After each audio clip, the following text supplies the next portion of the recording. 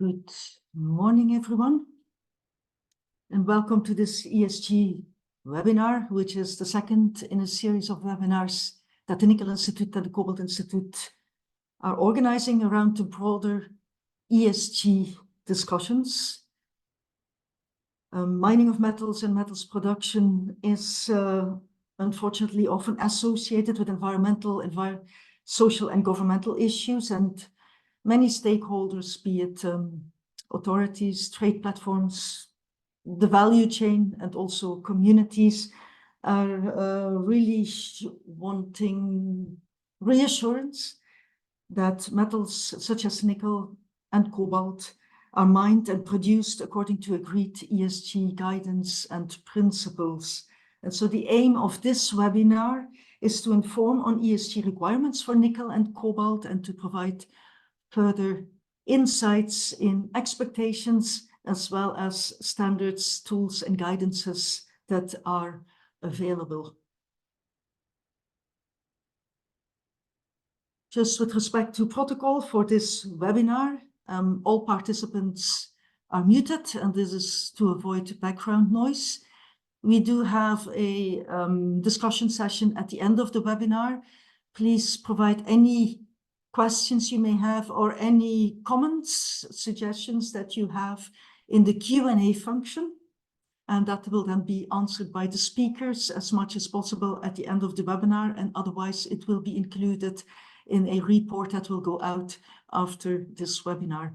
And please note that this webinar is recorded and the recording will also be made available. Before we go into the webinar, a short introduction into the Nickel Institute, but also into our antitrust guidelines. As Nickel Institute, we do not present forecasts or comments on nickel market price or supply demand, and we do abide by the antitrust rules and laws in all jurisdictions where our members are active.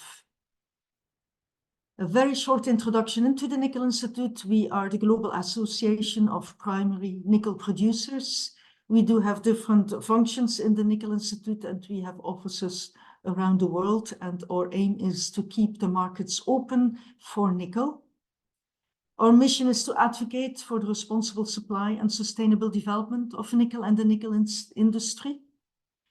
We tackle the need for science that still continues to emerge at a global level, either from regulatory activities or other activities. And we have a team of human health and environmental scientific experts. We tackle the complex public policy and sustainability questions that are coming our way. And we do have a team of policy experts as well as life cycle and sustainability experts. We speak up for nickel applications, and we do have one team of experts in stainless steel technology as well as battery technology. And then our communications team makes sure that invisible nickel is made visible.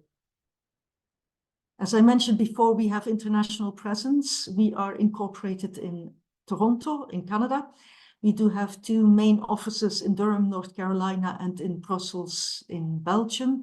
But we do have offices and representation on all continents, almost all continents. This webinar is in particular aimed at Indonesia nickel mining and producing companies and stakeholders. And so, well, the relevance of Indonesia in the nickel production is very obvious in the last few years. More than 50% of all primary nickel is coming from Indonesia. I will not dwell further on this because our first speaker, Mrs. Mehdi Catherine, will provide further insights into the relevance and importance of nickel for Indonesia. So why do we organize these topical webinars? We do see increasing sustainability requirements that are formulated by markets, by regulators, by the investor community. And these requirements can potentially affect market access, the license to operate, and access to capital for all nickel producers, be it in Indonesia or outside. And these topical webinars are really to inform on what needs to be done and how the Nickel Institute and the Cobalt Institute can support the companies. This is so a webinar around ESG requirements from Indonesia and nickel and cobalt producers. There's been a slight reshuffle in the agenda as Seto, who is the deputy for the coordinating ministry of marine and investment, can only join towards the end of this webinar. So our first speaker today will be Mrs. Mehdi Catherine. And without further ado, I will ask Mrs. Catherine to take the floor and present. So Mrs. Catherine is the Secretary General of APNI, which is the Indonesian Nickel Miners Associated. She has held various positions in the investment and the nickel industry, and she represents APNI and the interests of the members towards the government at local, well, Indonesian, but also at international level and with the stakeholders. And I would like to have a special shout out for Mehdi, that she's joining us from New York. So it's very early in the morning. So very many thanks for doing this. And Ms. Catherine, the floor is yours. Okay, thank you, Miss Veronique. I'm so happy to join this webinar. And then again, my pleasure. What can I do for my country regarding for the nickel sectors? Because we have a lot of mineral in Indonesia, but we are focused on the nickel. We are Indonesian Nickel Miners Association, founded by government 7 years ago.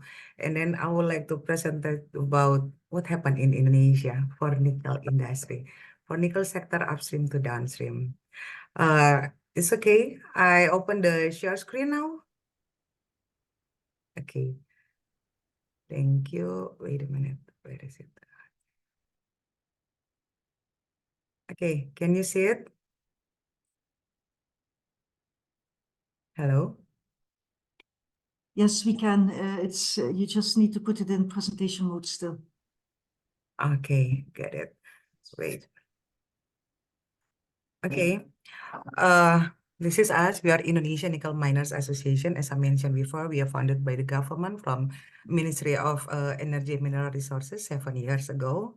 And I can say our members now is almost 300 nickel company in Indonesia, coming from the mining company and also from the smelters and from the trading company and contractors company, any company they're doing on the nickel sectors in Indonesia.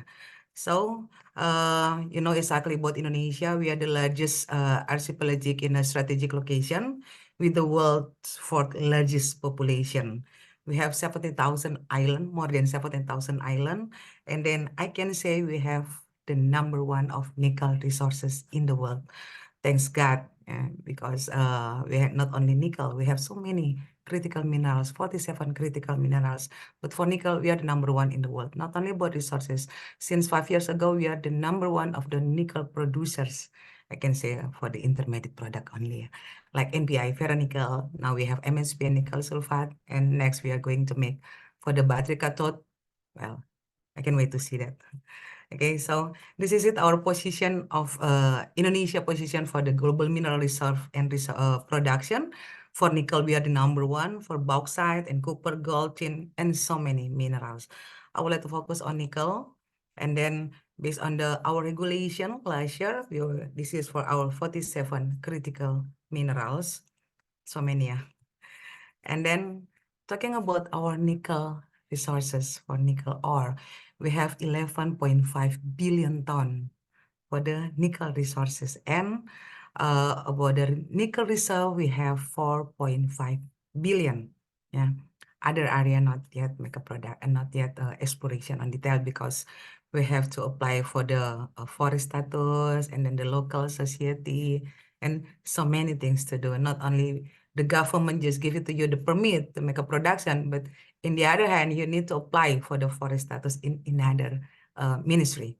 Okay, so this is it. Our reserve 4.5 billion ton, mostly in East Indonesia, like in Central Sulawesi, in South Sulawesi, Southeast Sulawesi, Maluku, North Maluku, and in Papua area. So mostly in East Indonesia. I don't want to read the numbers. Maybe you can see it on my screen. I will make faster.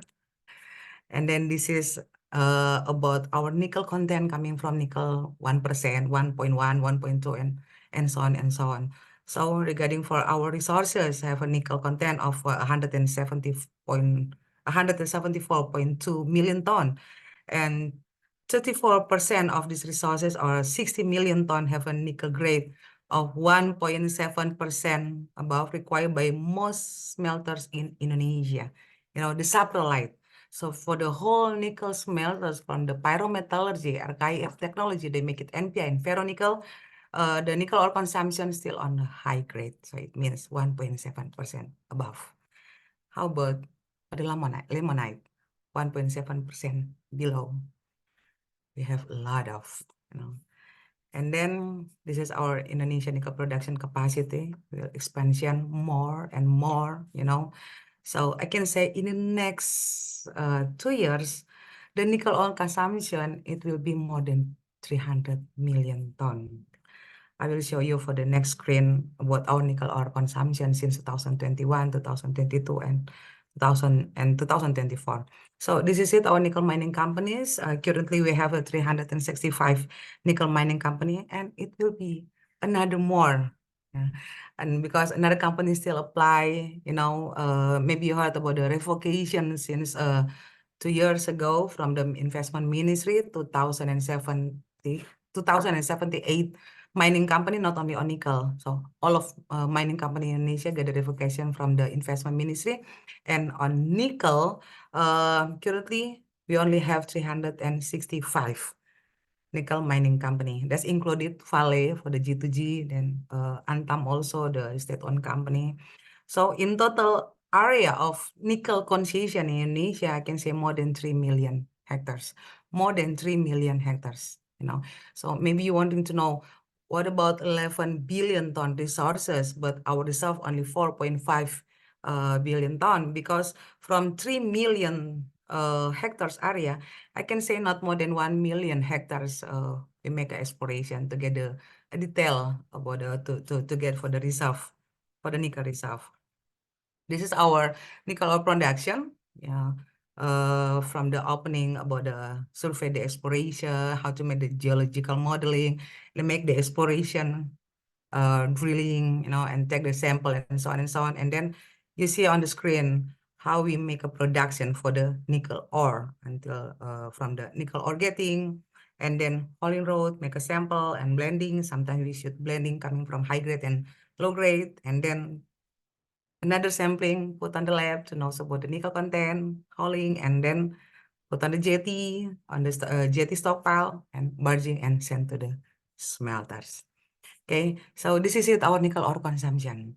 I can say from 2021 for the nickel ore demand, this is on local only, on domestic only in Indonesia, because since 2020, end of 2019, for the export ban of nickel ore. So 2021, our nickel ore consumption more than 65 million ton, 2022, 101 million ton, 2023, almost 200 million ton, and 2024, I can say this year, the nickel consumption, it will be more than 260 million ton. See you, sir. And this is it. On January 2024, we already have 249 land production furnace, and it's coming from 81 nickel processing company. Yeah, the smelters, not only smelters, we already have 4 company for the HPAL, but mostly still on the pyrometallurgy. And this is it, as is shown on the screen before. The company of the smelters or the nickel processing plant is 81, already 81. Furnace coming 249. So, well, my country still continue aggressive increase the nickel production. Well, maybe they said regarding for the nickel price, we are the one to crash the market because Indonesia, we are oversupply for the intermediate product like NPI and ferronickel. Yeah. And this is it, our Indonesian nickel production and our consumption on 2023 coming from NPI factory. I separated, you know, in the industrial park, like in Morowali Industrial Park, They already have 13 factories, running furnace 42. And then for the output metal ton, for the NPI, this is in 10,000 KT. Okay, and then we are concerned about the nickel ore consumption. So the nickel ore consumption in the Indonesia Morowali Industrial Park, 322. And then in IWIP, Indonesia Weda Bay Industrial Park, another industrial park. They already have 12 factories. And in the Future Dragon area, 3 companies under Future Dragon Group. And in Obi Island, like Wanatiara, Halmahera, Jaya Veronique, and Mega Surya Pertiwi, and another single factory, they all make it the NPI. And then this is it. We have Indonesia-made factories. We already have a 9 factory. They made the mate for the nickel mate. And since 2 years ago, last year, we already have a MHP factory, HPAL factory, like a Halmahera Persada Legion, Huayo Nickel Cobalt, QMB, Huawei Nickel Cobalt. And then in totally, I calculate about the Indonesian nickel ore consumption last year, 2023, like I shared in the last screen, that more than 200 million. This is for the all Indonesian nickel ore consumption coming from NPI or ferronickel, nickel mate, and also MSP. Okay, in the beginning I told you about our reserve, and then the nickel ore consumption in Indonesia. In our side of Indonesian Nickel Miners Association, we are worried about our reserve. It's not enough to covering for the whole smelters coming. This I show you only the factory who make production. How about another? They are still on construction. Another one still on planning. In totally in Indonesia, it will be more than 130 nickel processing plant. More than 130. So you can imagine how much the nickel ore consumption in the next 2 years. So again, just because we are worried about our nickel ore resource, so we try to convince the government to first make a moratorium, stop it for the new investors, for the new factories. How about we are support for the existing factory, for the existing factory, and then about our resource, how to sustain for the covering for the whole smelters or for the whole nickel processing plant. So we should try to find a way to covering the whole nickel ore consumption, like to optimization of cut-off grade, not only taking by the high grade. As I told you, 1.7% above, they take it for the NPI, they take it for the demand for the pyrometallurgy. How about 1.7 below? So we try to convince the government regarding for the make it the new regulation for the cut-off grade. Let's say on 2017 to 2019 for our export, when we are export ore, the regulation mentioned only the maximum of the nickel content 1.7%. That's the maximum one. So I think we can make it also into covering the whole smelters in here. Make a new regulation for the, let's say 1.7 or 1.6%. So at least from the low grade and high grade, we can blending, and then we can talk about the quantity, not only about the quality for the nickel ore. And I'm so surprised to see it about how success we are for the nickel downstream program.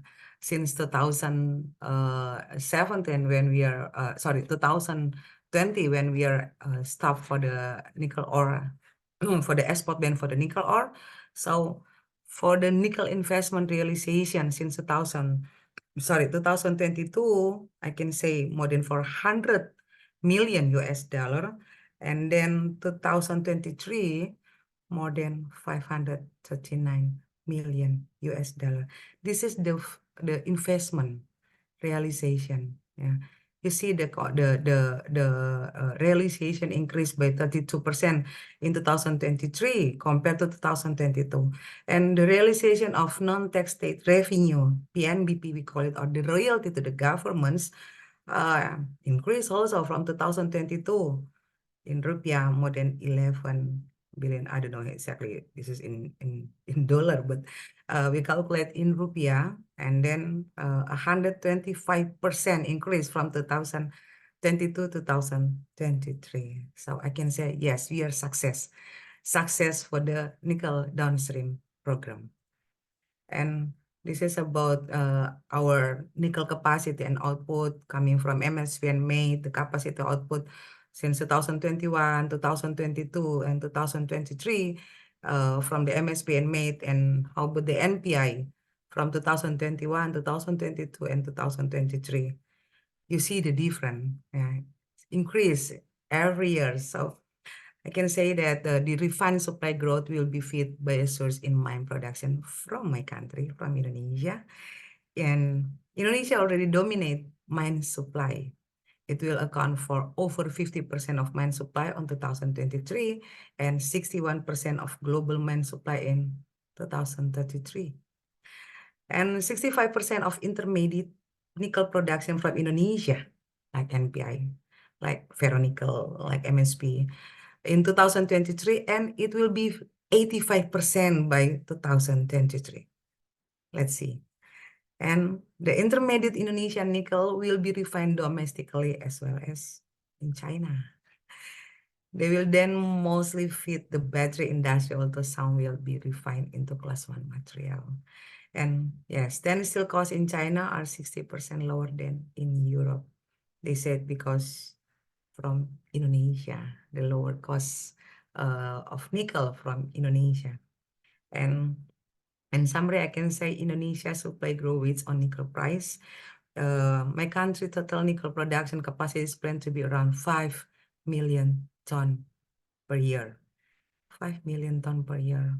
Wow. While the world production will be 3.4 million ton like last year. So yes, we are oversupply for the intermediate product, still on intermediate product, second class product. Maybe you have 3 minutes left. I'm sorry. Okay, so this is our nickel analysis coming from Veronique, MSP, or nickel ore, the limonite low grade, and also the saprolite. And then maybe next month we will implement a new system, digitalization system. This is integrated from the 6th ministry, So next month it will be a new regulations coming regarding to monitoring and controlling about the production, not only about the production, to selling your product and to report and to controlling regarding for the whole supply chains coming from nickel, from upstream to downstream. We call it a SIMBARA, the System Information of Mineral and Coal. And I want to show this, and thanks God for the downstreaming.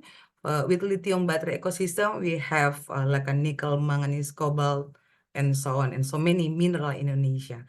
But we don't have lithium and graphite. So we need to collaborate with another country to make the battery in Indonesia. Okay. How lucky we are in Indonesia regarding for the nickel type in the world. We are on the laterite, So Indonesia, we are the abundant of resources of nickel, and nickel, we are on the surface, easily to make a production, and then low extraction costs. Thanks God. We are so rich on the natural resources, especially from the nickel, if you compare with another country. So we are on the nickel global triangle, Indonesia, Philippines, and New Caledonia. And then this is the benefit of downstream coming from nickel product, from the nickel derivative product exports in 2017 until the end product on 2020, not only 2021, this year on 2024. So well, no need to talk about this one. You guys more than knows about me, about the nickel product coming from upstream to downstream. But the point is we have a risk to make something in here about the conservation of resources, as I told you about our limonite, and how about the waste disposal, and how about the carbon emission. This webinar talking about the ESG. Yes, of course, we are concerned about our ESG.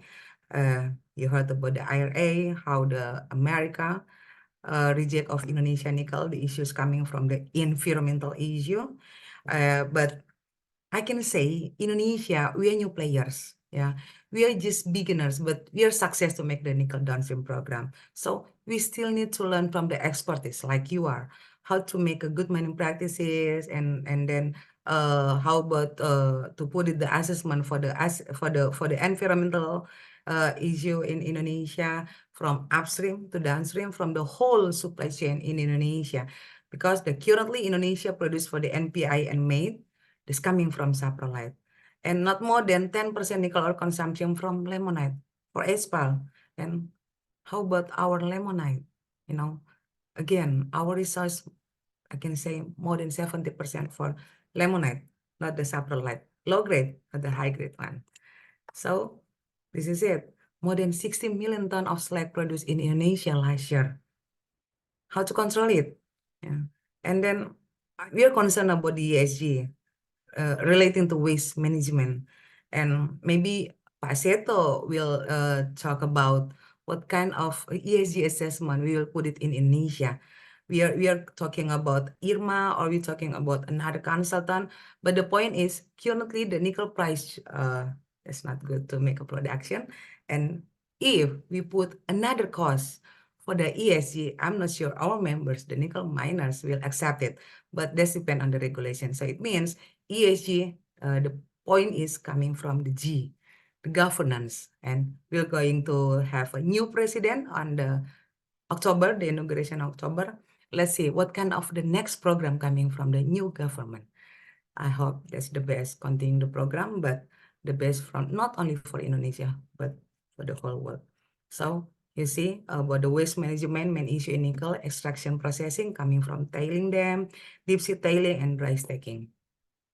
What is the solution for this in Indonesia? The point is the solution, not only just yelling, not only to fight each other, but what is the solution? The ESG, they should research first in Indonesia, because if you make it in Europe or in another country doesn't mean you can make it in Indonesia. You need to research, you need to learn what is the condition in Indonesia. Is it acceptable for us or not? But again, that's depend on the governance. So on G, back to G. So I don't want to talk much, you know better than me, especially from the Nickel Institute, but at least I can say what we can do to overcome this risk. Yeah, we are success for the nickel downstream product. We are success to make a lot of NPI, ferronickel, MSP, nickel sulfate. We're waiting for the end products coming, like the battery cathode or EV or stainless steel, whatever it is. But I'm so proud if Indonesia have our own brand, and not only the second-class product, but at least we are starting to make the end product. For your information, next July, from BYD, from China, they will starting groundbreaking for the EV manufacturers. And Hyundai also, they already starting the construction for the EV manufacturer, but still using an LFP battery. We are waiting for the NMC. I hope next the new investors coming for the NMC manufacturers for EV, but let's see. So this is it. One quote for me. There is no future without mining, and there can be no mining without caring about the future. Thank you. That's my last presentation. Next, you will hear from Pak Seto, my deputy, to talk and discuss about what next for Indonesia and what kind of ESG assessment we will put it in Indonesia, coming from nickel upstream to downstream. Okay, this is it. Thank you very much, and thank you, Nickel Institute, for having me here. If you have any question, just text me or email me. Again, thanks so much, Mr. Veronique, and I send to the moderator continues the program. Many thanks, Bu Mehdi. Many thanks. This is a very nice introduction into the discussion that we are going to have today. And I would like then to introduce our next speaker, who is Susanna McLaren from the Cobalt Institute. She leads the responsible sourcing and sustainable strategy and programs at the Cobalt Institute, and she's an expert in human rights and sustainability with over 18 years in-house and advisory experience across numerous sectors, Susanna, the floor Excuse is me, yours. Veronique, I would like to say hello to Pak Seto. They already joined. I'm not sure. This is Yes, Pak Seto or Pak Tubagus. I think it's It's Maybe Pak me. Tubagus. Hello everyone. I represent Pak Seto. Yeah, because Pak Seto have another agenda, so please allow me to speak in this wonderful webinar. But I will wait until speaker ya, karena speaker. Hello, okay. Pak Thank Tubagus. you. Veronique, Thank you, Pak if Tubagus. you need to do some last minute reshuffling, I'm happy to take the next spot.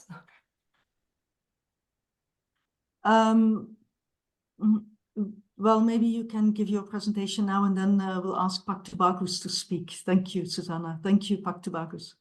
Thank you. Thank you very much. And good morning, everyone from the United Kingdom. We have a nice blue sunny day, which is quite rare. So great and very promising for this webinar too.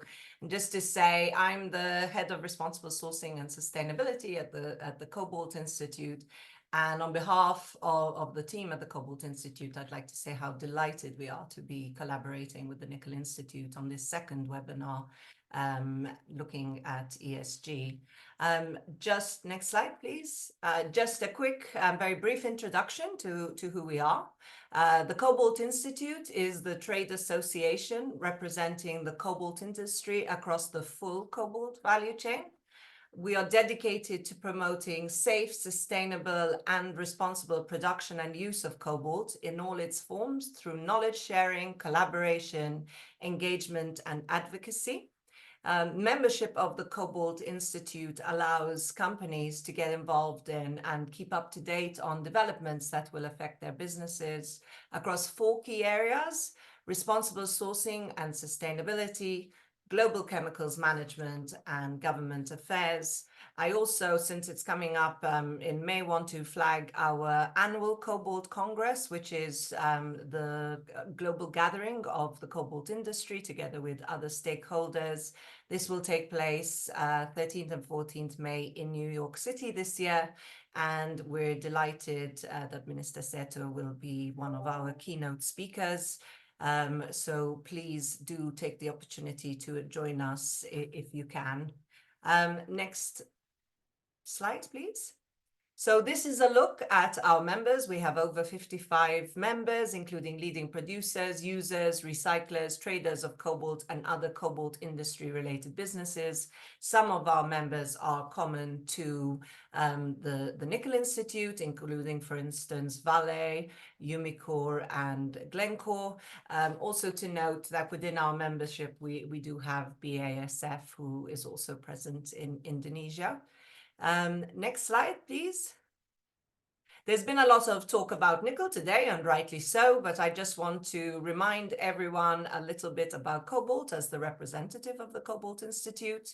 So in 2022, Indonesia became the second largest cobalt producer, produced as a byproduct of nickel.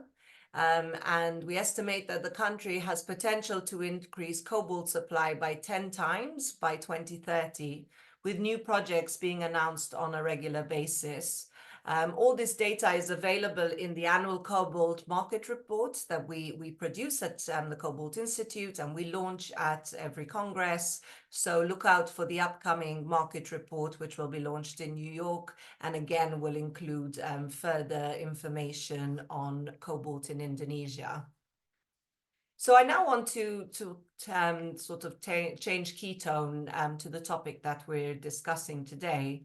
And as already alluded by previous speakers, the rapid ramping up of production coupled with Indonesia growing in importance for the future of the cobalt and nickel markets also brings significant challenges in ESG aspects, so environmental, social, and governance aspects that need to be carefully managed. Next slide. And I just want to spend a bit of time looking at stakeholders and their interests in this agenda. So stakeholders range from governments to customers to the investment community to civil society. Not least, we should also mention the affected stakeholders, including local communities and the workforce impacted by nickel and cobalt operations in country. And there are differing drivers dictating stakeholders' interests in ESG performance. Some are, not a surprise because they're common across all industries, but some are very specific to this agenda. And what I would say is that common across all stakeholders is an interest in seeing Indonesia ensure that its nickel and cobalt industry grow not only rapidly, but also sustainably, responsibly, and transparently. Next slide, please. Indonesia has come under a lot of attention from the media and civil society recently, particularly with regards to nickel, and less so so far with regards to cobalt. And this picture on this slide provides a snapshot of how Indonesia is portrayed in the international public arena. And just to say, Cobalt Institute and cobalt in particular is no stranger to these sort of issues. So certainly there is a lot of learnings that we can share. Reputational risk is a key driver for businesses and investors, but it's important to note that the stories that customers are exposed to in the news and on social media about the products they buy and what's in them are also read by other important stakeholders, such as policymakers, for instance, as they're having their breakfast in the morning. And that will often strike an emotive chord that leads them to tabling legislation in their countries to counter this. And we see this a lot in the US, for instance. And our experience is that often it only takes one article, one book written by a journalist, or one video going viral to influence stakeholders without them doing any further research on the issue to validate what they read. We see this, for instance, with cobalt in the Democratic Republic of Congo, which is our biggest producer. Whilst there's no denying the severe impacts that need to be addressed in the DRC, the negative perception of cobalt is exacerbated due to misinformation and sensationalization of the topic. And we would anticipate that this is likely to occur as well in Indonesia. So the takeaway here is the importance for companies to operate responsibly and to be transparent in your disclosure about your ESG risks and challenges, including how you're working to prevent, mitigate, and remedy impacts on the ground. Next slide, please. But let's not forget that the first and foremost priority and obligation for a business is to meet legislative compliance. There are a number of policy developments and pieces of regulation that directly impact or have touch points with nickel and cobalt. And I'll touch only on a few of them that I think are quite pertinent to this discussion. So as combating forced labor, for instance, becomes an increasing international priority, new and emerging regulations have begun to impact global trade compliance and become more punitive to business. In the US, Canada, and now in the European Union, we are seeing an emergence of import bans as they prevent foreign-made goods from entering a country if forced labor is suspected to have been used in their production. The EU forced labor import ban, for example, applies to products of any type, including their components, regardless of the sector. And it aims to take away the economic incentive for companies to engage in forced labor. And also for more than 7 years now, we've been seeing growing momentum in Europe, requiring companies to undertake environmental and human rights due diligence. This started in 2017 with the French Duty of Vigilance law, to more recent laws, including the 2023 German Supply Chain Act. Civil society, we see, is seizing the opportunity for more robust requirements on companies. We also see major investors and companies speaking out in favor of such legislation. More recently, this momentum culminated with the EU Corporate Sustainability Due Diligence Directive, and this landmark legislation places obligations on businesses to undertake robust environmental and human rights due diligence. We also have product-specific legislation with the introduction of the new EU batteries legislation, which directly captures nickel and cobalt, and I'll say more of that on the next slide. But in the meantime, one thing I do want to note, and something perhaps will be picked up by other speakers when they present their standards today, is that what is common to all these pieces of mandatory due diligence legislation, including the EU battery regulation, is that to varying degrees, they are all hooked on the international authoritative frameworks of the UN Guiding Principles on Business and Human Rights, the OECD multinational guidelines for multinational enterprises, and the OECD due diligence guidance for responsible mineral supply chains. It would also be remiss of me not to mention another important policy development, which is the increasing calls from stakeholders for a green and just transition. During COP26 in Glasgow, a declaration supporting the conditions for a just transition internationally was signed by the European Union and 15 other countries. And the intergovernmental statement also confirmed that the private sector has a role in achieving climate and social policies, including through supply chain due diligence on human rights. Next slide, please. So this is certainly a regulation that many of you will have heard of, and we expect this to become the global benchmark. The EU batteries regulation entered into force last August, although to note that parts of it will be introduced in a staggered fashion over the remainder of this decade. The regulation applies to all economic operators of every type of battery placed on the EU market, even if they're manufactured outside of the EU. The regulation applies to all batteries in the EU, regardless of the origin of the battery or its materials, including portable batteries, electric vehicle batteries, light means of transport batteries. And the Commission succinctly captured the comprehensive ambition of this new law, declaring that it will ensure that in the future, batteries have a low carbon component, use minimal harmful substances, need less raw materials from non-EU countries, and are collected, reused, and recycled to a higher degree in Europe. And therefore, as a result, the regulation captures the entire life cycle of batteries from production to reuse and recycling. It includes new and ambitious requirements for labeling, carbon footprint, hazardous substances, due diligence, and end-of-life management, amongst other categories. There is also a requirement for a battery passport. To note that if an economic operator fails to meet the requirements of the regulation, the member state will take action to restrict or withdraw the battery from the EU market. And there's a lot you can go into. There's probably a whole webinar that could be dedicated to this particular regulation.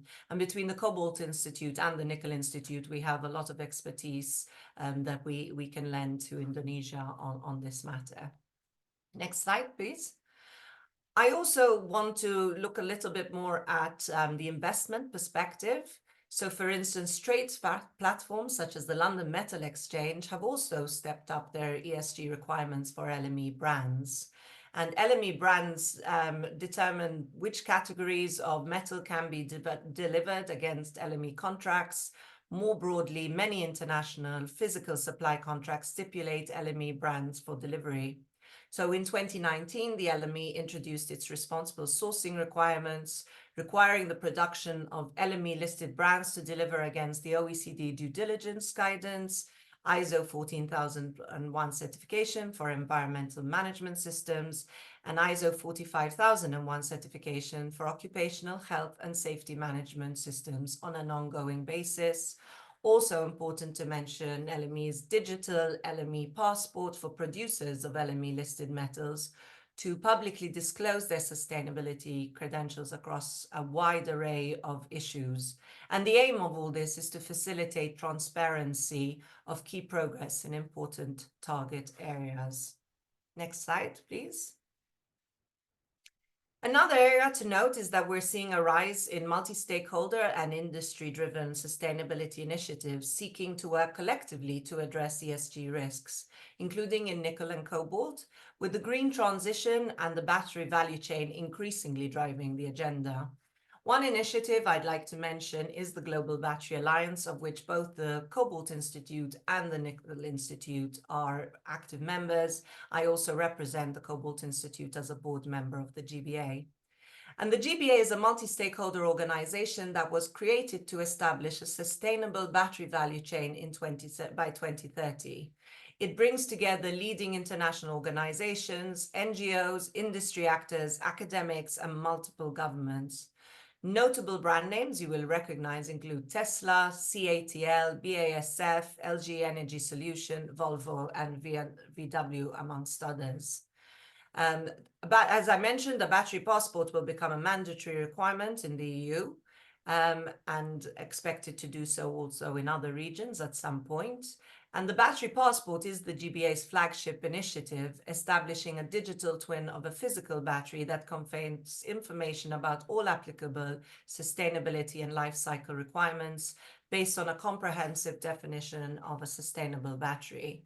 And it's expected to bring new levels of transparency according to reporting rules agreed through a multi-stakeholder approach. And we really hope to see more participation from Indonesian businesses in this battery passport and in the GBA more broadly, because it's really important that you are intrinsic to these conversations. So on to the next slide. Susanna, can I ask you to wrap up? Yes, I am on my final slide, in Thank fact. you. So in conclusion, ignoring ESG issues can have broad and detrimental impacts. Environmentally, neglect can lead to ecosystem damage, health-threatening pollution, and contribute to global climate change. Socially, local communities may experience conflicts and livelihood losses, while unsafe and unfair working conditions can create social instability. From a business perspective, access to markets, particularly in Europe and North America, could be hindered. It can lower the stock value and the reputation of a business, limit access to diverse sources of investment capital, and increase operational costs. For all these reasons, paying attention to ESG issues is a necessity. Concrete actions in managing ESG aspects that will enable your business not only to avoid financial and reputational risks, but also to pave the way for innovation and sustainable growth. There's no shortage of resources and support out there to help you. Many of the speakers on this webinar today and previous webinars are there to assist. So do not hesitate to reach out to me directly and to others who can support you in this space. Thanks again and enjoy the rest of the webinar, and I look forward to responding to your questions. Thanks, Veronique. Many thanks, Susanna, and thank you as well for sticking to the timing. Without further ado, then I would like to introduce Pak Tobagos, who is the right hand of Pak Seto, and also working at the Coordinating Ministry for Maritime Affairs and Investment of the Republic of Indonesia. And he will give a presentation about ESG requirements in Indonesia. Many thanks, Pak Tobagos, for joining us and for supporting this webinar. The floor is yours. Okay, thank you, Veronica, and good afternoon all, distinguished speakers and participants. So now I represent Pak Seto to speak on this webinar. According to the material that Pak Seto gave to me, that I would like to deliver his presentation about our government's perspective on the nickel downstream development, as well as the EV batteries industry that we will try to develop in domestically, and also we will share about how the ESG is our top priority in terms of the downstream processing policy in Indonesia. So let me start with my presentation.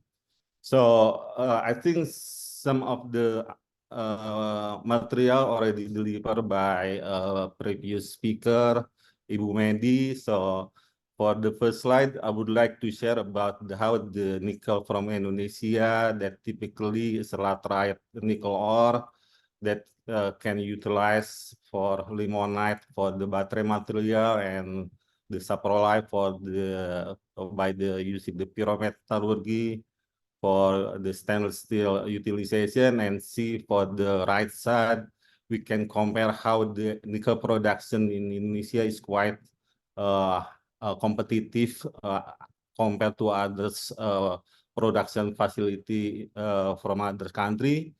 We are very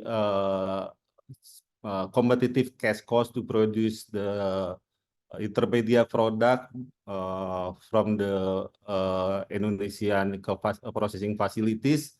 So that's why so many nickel product now produced from Indonesia and goes globally to fulfill the global demand in nickel.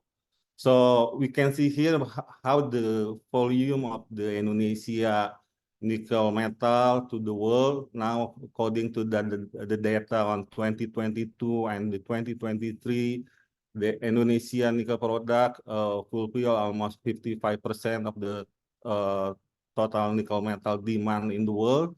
And we can see on the right graph that the most majority consumption still on the stainless steel, but we can see on this slide that the nickel production from Indonesia will be enough to fulfill the world nickel use in battery. So according, we can see on the gray area on the operation of the nickel facility, processing facility, that now we have almost 265,000 tons capacity for producing the mixed hydroxide precipitate. Then we will going to achieve almost 1 million in the upcoming years, because several facility for the HPAL facility is on the under construction progress. Then we can see on the upcoming years the volume of the total nickel that can be produced in Indonesia will approximately can reach around 4 million ton annually. That we think that it will be very enough for fulfill the world demand in the nickel. While we are developing the downstream industry in the nickel, we are now progressing on how to develop the lithium battery industry in domestic in Indonesia. But we are thinking not only nickel we need to develop the EV battery industry, we still need other metal materials that we can have to use to develop the battery industry. So we are now working on how to arrange the whole system to develop our domestic EV industry in Indonesia.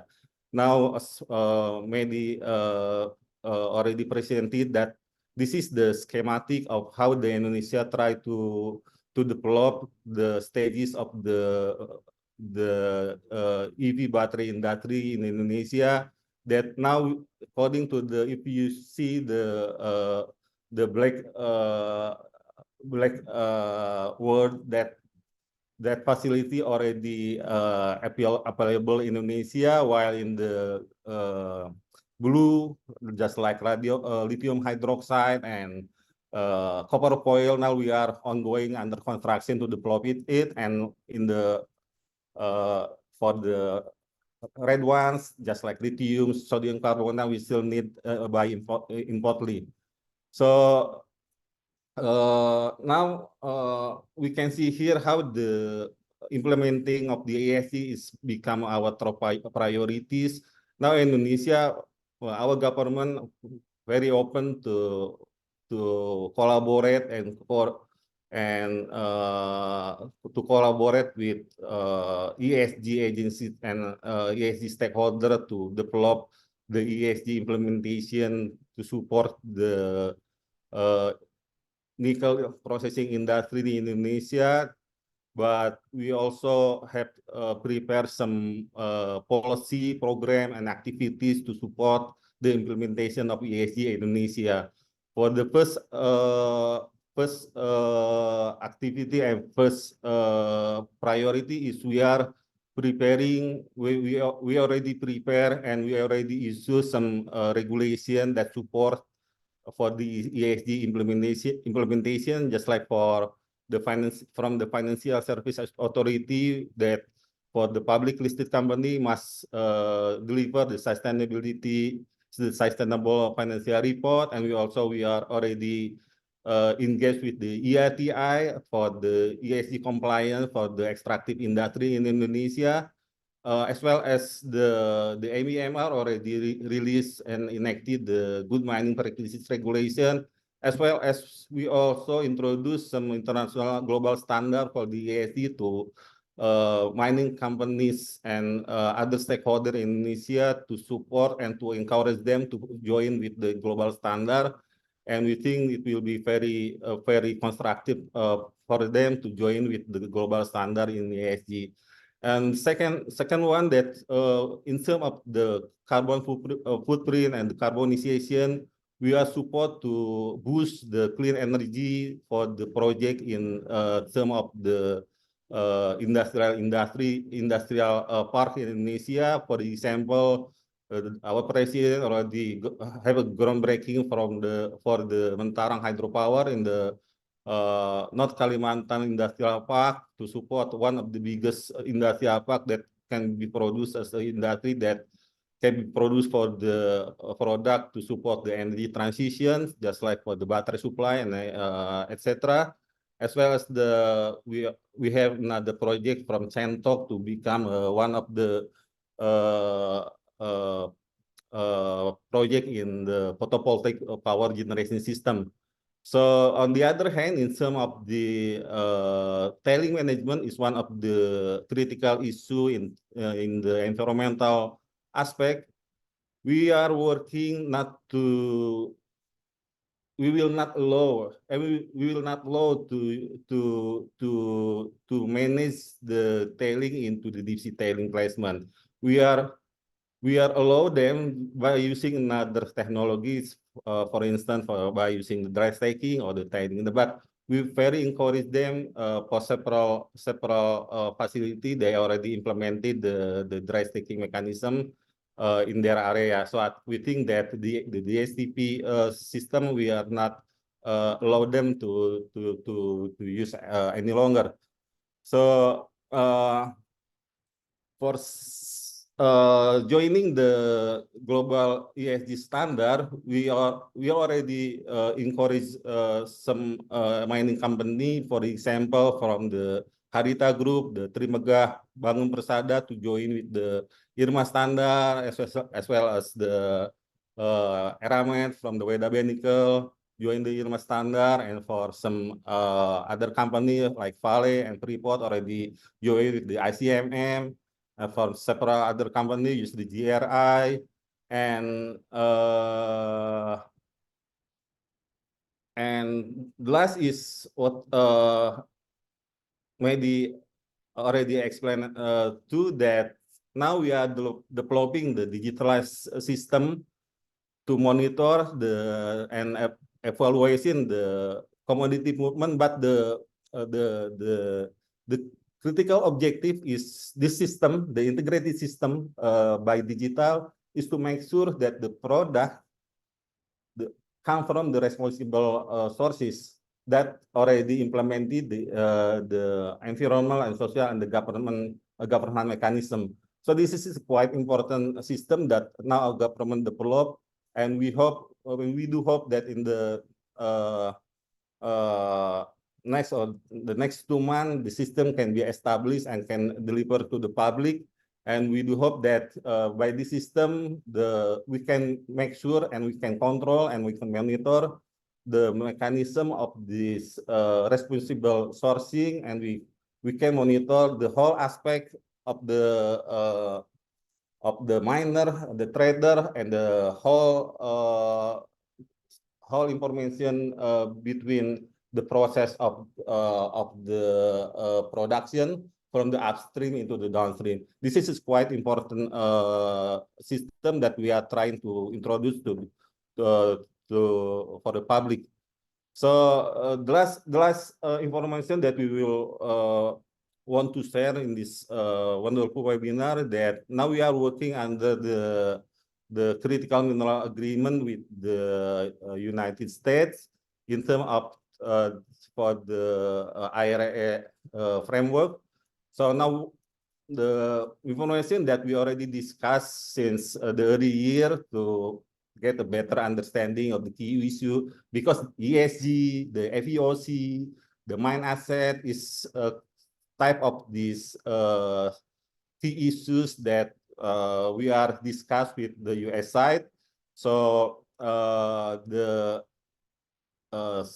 better understanding and the same perspective on those key issues is quite important as a modality to negotiate for the CMA between Indonesia and the United States. And the second one, last November, our president already met with the President Biden to discuss the progress of the critical mineral cooperation. So both presidents already agreed that we are preparing the action plan to launch the future negotiation on CMA. We do hope that we can get positive stages to get under the CMA process. So for the FEOC itself, for the threshold of the 25% of the maximum ownership of the FEOC to comply with IRA, we can accept it. That is quite it is reasonable in our perspective. So we can explore investment opportunities to meet with the requirements. So ladies and gentlemen, so we think that once again that the ESG in terms of this downstream mechanism and downstream policy for the nickel, cobalt, and everything to develop our mineral industry in Indonesia is quite important. That's why it become our great modality to create responsible products from the responsible sourcing. And we, because of that modality, we can discuss and we can communicate with many stakeholders, and can communicate constructively with the markets and with other government. I think that's all that the presentation that I can deliver on this webinar. If there is some question or comments regarding our presentation, I'm more than happy to answer and to discuss with that. So I'll give it back to Veronica. Thank you. Many thanks back to Bagus for this very interesting presentation and an overview, the overview of what is the discussions, ESG discussions within the government of Indonesia. This is extremely valuable, and many thanks for your presence and participation. We will have a question and answer session at the end of the webinar. So I would like to proceed now with the last presentations from our three last speakers, and I would like to introduce Dr. Gudrun Franken, who is the head of the unit Mining and Sustainability at the BGR, and the BGR is the Federal Institute for Geosciences and Natural Resources in Germany. They provide advice to the German federal authorities, and Gudrun Franke, is an expert on issues related to due diligence in mineral supply chain and sustainability standards in mining, and she will provide an overview of the ESG standard landscape. Dr. Franken, the floor is yours. Thank you very much, and thank you for the invitation to this interesting and very timely seminar. I will give an overview, as said, on the ESG standard landscape, which is quite complex, but also in rapid development. Some of the standard systems have already been mentioned. So, as been said, the BGR is the Federal Institute for Geosciences and Natural Resources. We are subordinate to the Federal Ministry for Economic Affairs and Climate Action. And we are a geoscientific authority and provide advice to the German government, but also to the German economy, especially in raw materials. We also do national and international cooperation projects and do research. As some of this research, we also did a research study on sustainability systems. What are sustainability standard systems? The ICL organization is giving a definition that they are market-based tools. They are designated to address social and environmental challenges and defining responsible practice, assessing the implementation and measuring impact. So these are important characteristics of schemes and why they need a certain governance structure, not only the standard. So core components of such systems are they are standard setters. They have an assurance of this to provide evidence, and they do monitoring, evaluation, and learning related to their systems, and they also provide claims. So these are issues that will be very relevant and also relevant in the discussion for legislation that has been addressed by Susanna, because also in some legislation articles, the recognition of sustainability systems in the legislation is foreseen or is already there. So BGR did an update on 11 systems already in 22, so I must apologize that some of this data maybe needs updates, but still most of it is very relevant. So a study on these systems, and these are the systems we looked into and that are applicable for nickel. So there are 7 out of these 11 systems we looked at are for nickel, applicable for nickel.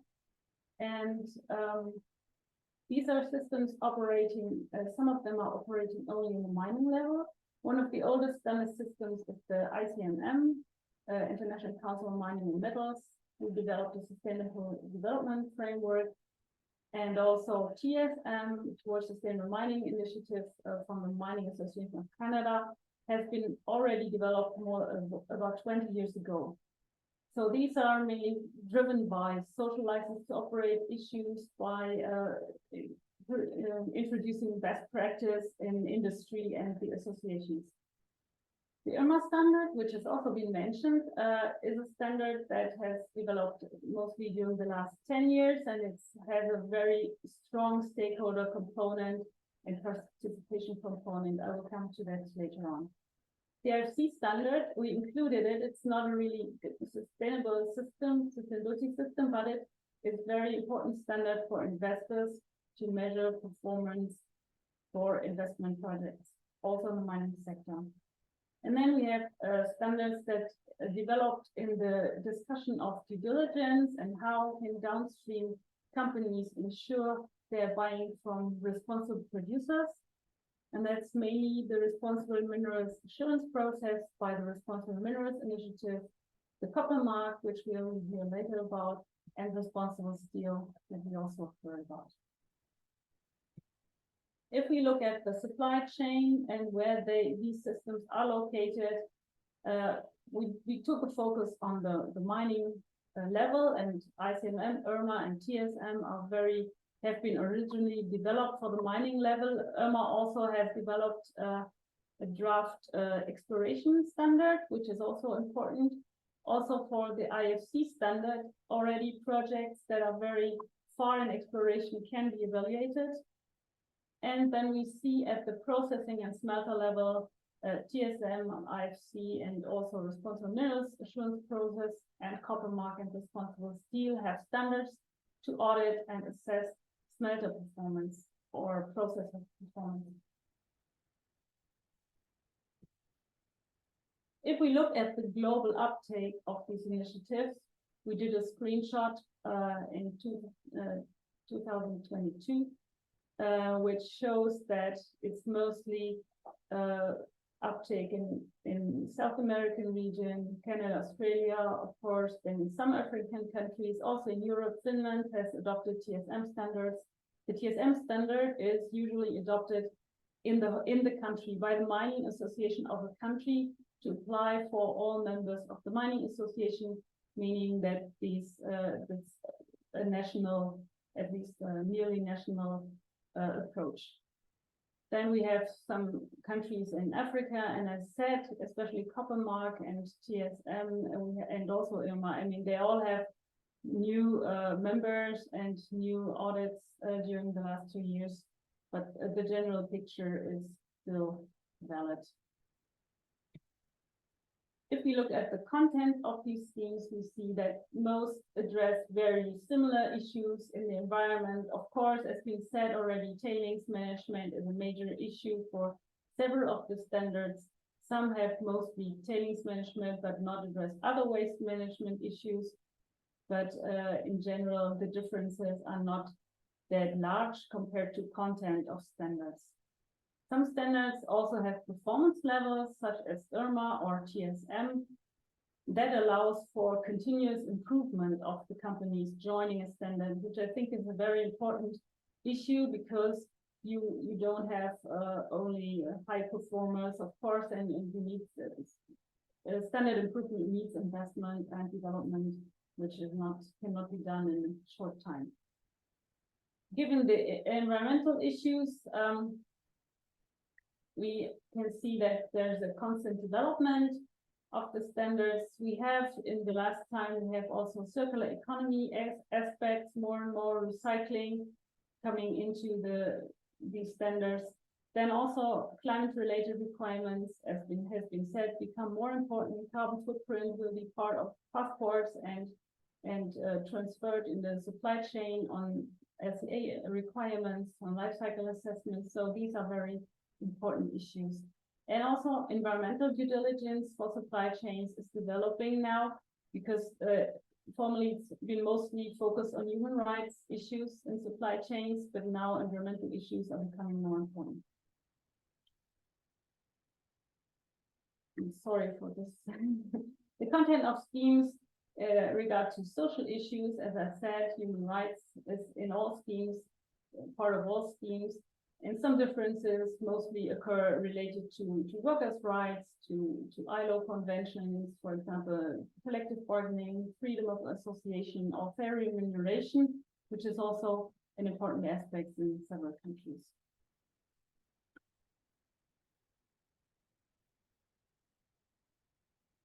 And the governance of standard systems is a very important issue to rate if a system is reliable or not. We have different issues that companies look at when they join a system. One is, what is the governance structure? Is it an industry-only led system, or is it a multi-stakeholder collaboration? And more and more, the recent approach is that multi-stakeholder collaboration systems try to achieve multi-stakeholder collaboration. Also, the audit and the level of the audit is very important. If it's only self-assessment, nearly no system is only relying on self-assessment, but that's a major first step that can be very useful, but the final step should be verification and certification. And systems during the last years transformed to be site-specific, to give site-specific information, site-specific audits, and also the transparency of these audit results is something that has been discussed a lot, especially with civil society.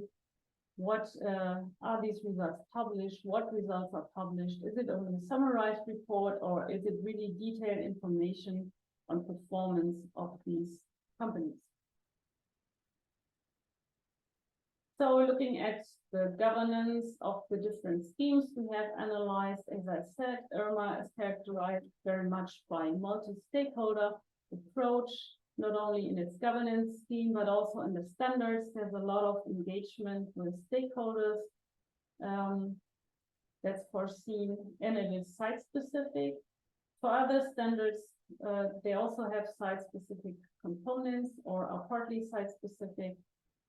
And coming to smelter level, we see that the audit type is also a third-party certification in most cases, and it's all site-specific. And also ResponsibleSteel has a multi-stakeholder board. So we see there is a pressure for development of these standards towards more transparency, more multi-stakeholder governance, and also to site-specific evaluations, which will then in the end help the downstream industry to evaluate and to do risk assessment and engagement. And of course, there's a link to the national system. What's the link to the national legislation, to the national authorities, and how can these standard systems support it? They can allow for adaptation to the local context, for example, towards sustainable mining, has the possibility to align the standards to the national level and also to add certain important issues. then it's important to link these standards probably with national platforms that are already there. EITI has been mentioned already, mining associations, but also national authorities, for example, inspectorates, are the ones that check performance standards at the national or local level. Then supporting capacity building is an important issue that I think can be introduced more into standards, but there is already a component of training for companies, but also training for auditors as an issue to have more localized knowledge on these standards. And then at least, of course, these should provide information not only on company performance, but also recommendations on improvements that can be followed up also in case of non-compliance, because there has always been the issue of greenwashing, that has been accusations of greenwashing. So it really is important that standards follow up on non-compliance. Some insight into recent developments. Because there are several standards, it has been a challenge for especially the downstream sector, but also the mining companies to reply to these different expectations, to these multiple audits, and to align. But then there are several developments for alignment, benchmarking, and recognition of systems. And late last year, the ICMM had announced the Consolidated Mining Standard Initiative, a collaboration between Coppermark, ICMM, Mining Association of Canada, and the World Gold Council to consolidate their voluntary standards into one global standard. So that might contribute to having less complexity in the standard landscape. I just wanted to shortly say something that there is also other developments around, like the ISO standards. I won't go into detail here, but the ISO wanted to define sustainable standards for sustainable critical raw material supply chains in the IWA 45 working group. Some of participants here have joined this one, and there are other ISO standards developments on sustainable raw materials. But having said that, that's not a standard system because it doesn't have this governance structure, but just that you know there are multiple developments going into the direction of defining sustainability and requiring certain performance on sustainability. So we also did some publications on nickel, rare earth, and other minerals on sustainability issues, and please feel free to ask any questions later on or via email. Thank you. Many thanks, Dr. Franken, for this very interesting overview of the different ESG standards and landscape. I would then like to go to the next presentation, and that is Michel Brulhart, who will give a presentation about the Coppermark. Michel serves as Executive Director of the Coppermark since the establishment in 2019.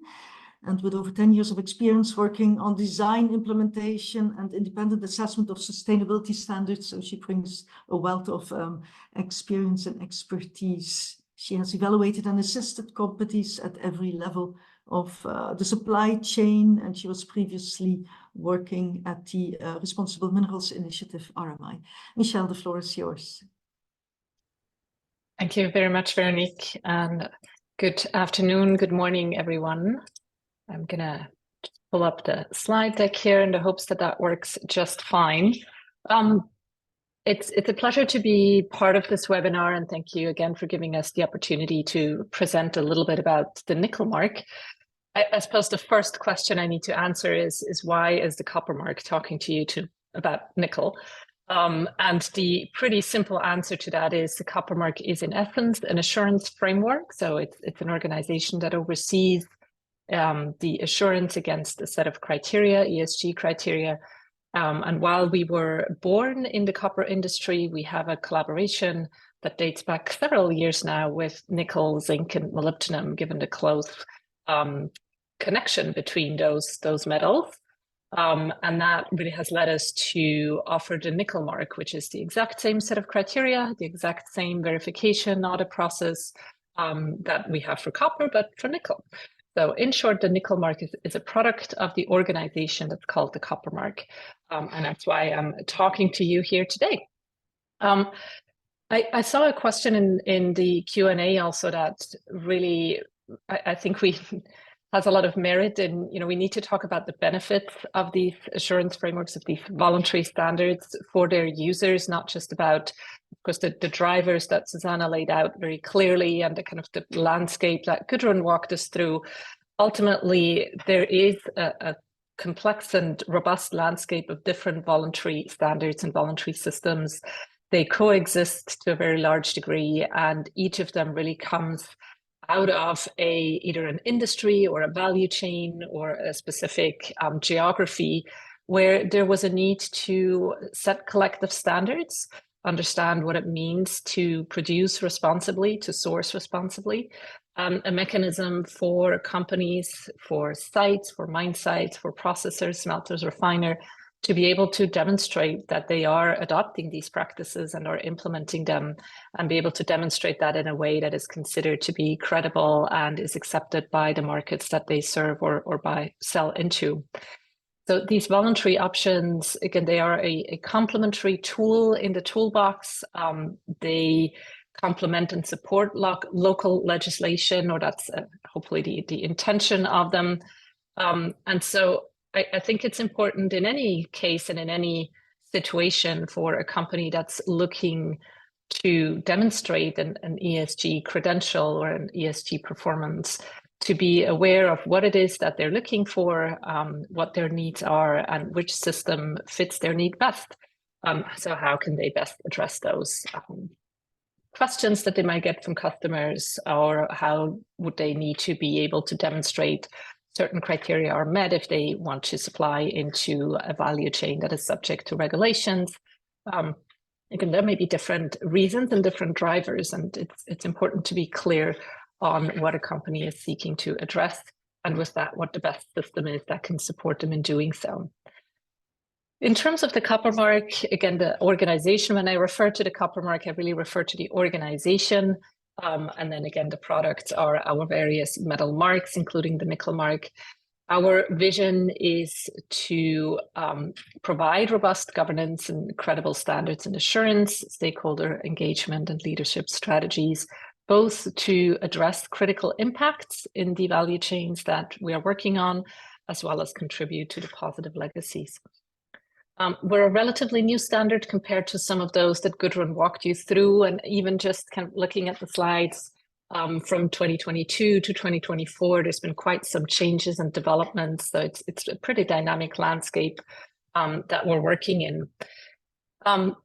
In terms of our own organization, as I've mentioned, we started with a focus on copper, as the name suggests, in 2020, and are now accelerating the development of responsible value chains. So we're building beyond mining. The scope of our organization is any organization that produces a metal product of nickel, for example. So it's not limited to mining, but it also stops at the place where you have a final nickel product, as we see that there's a whole lot of other systems out there that can, in a way, take over and meet the needs of those supply chain actors. As an organization, we look to live by our principles. Here, you'll see this on this and on the next slide.